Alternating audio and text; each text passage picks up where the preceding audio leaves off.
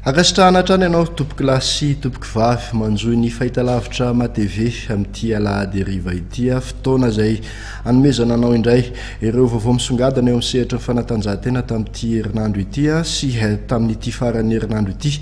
Atao anatin'ny fandarana mahery indray isika Jacquinora Kotomanana no miaraka aminao amin'ity hariva ity. Isatarantsika ny fandarana ary ny eo amin'ny sehatra ny baolina kitra satria nahazo vokatra mahafinaritra sy tsara ny solitena malagasy ny fiadinan'ny amboaran'ny CAF izay nandehanan'ny ekipan'ny Fosa Junior FC nanafika tany Maurice tany satria dia resin'izy ireo tamin'ny sarono ohatra tao kianjany ny ekipan'ny ASPL 2000 izay tompony amboaran'ny Maurice tamin'ny topolalovana 17 sy 20 lalao izay natao tao amin'ny Georges 5 Stadium ny alarobia tolakandro teo. I Dax kapten'ny Fosa Junior FC avokoa moa no napiditra ireo baolina roa ny batan'ny solitena malagasy ny fandresena ireo.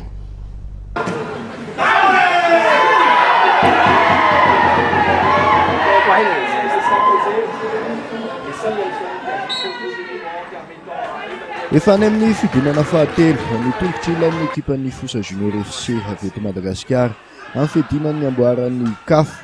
Resin'izy ireo tamin'ny sarono ohatra tokoa mantsy ny ekipan'ny ASPL 2000 Maurice ny alarobia tolakandro teo tao amin'ny Georges 5 Stadium tao Akurpip tamin'ny lalao mandroso ny fidinana faharoa.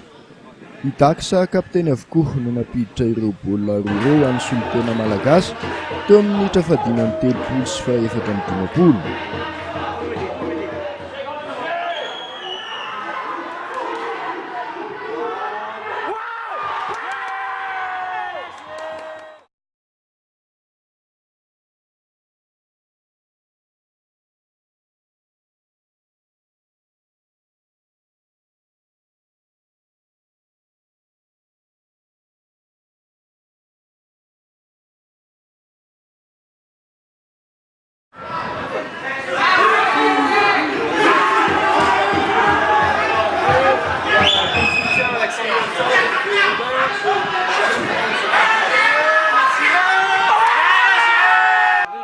Torin'ny baolina voalohany tafiditry ny malagasy dia mbola nieritreritra ny tompo-tanàna fa afaka hanovany zava-misy rehetra teny ambony kianja.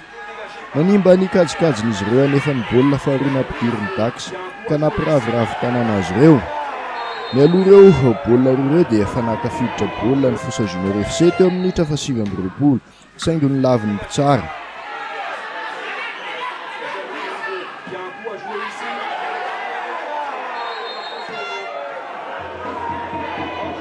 Teno azo ny vokatra satria dia nanjaka ny Fosa Junior hatramin'ny farany tamin'ity lalao ity.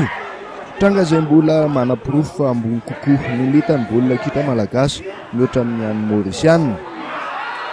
Ady salamonja araka izany dia efa ampy ho an'ny tompony amboara malagasy dia karana amin'ny fidinana fahatelo mandritra ny lalao very ity fidinana faharoa ity izay ataony lahady 12 martsa ho avy izao any amin'ny kianja Rabe Mananjara Mahajanga.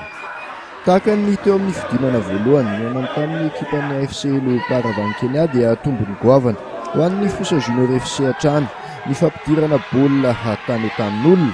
Inona nefa fa tsy onona amin'ny ady sala fotsiny Fosa Junior FC amin'ny lalao very fa hitady fandresena hanomezana voninahitra sy hafaliana ny mpankafy baolina kitra malagasy tsy akanavaka.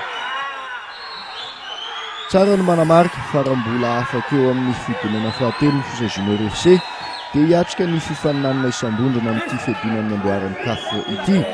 Efa ela ihany mantsy no tsy nahitana solitena malagasy tonga tamin'izany dingan'ny fifanitsanana isambondrona izany.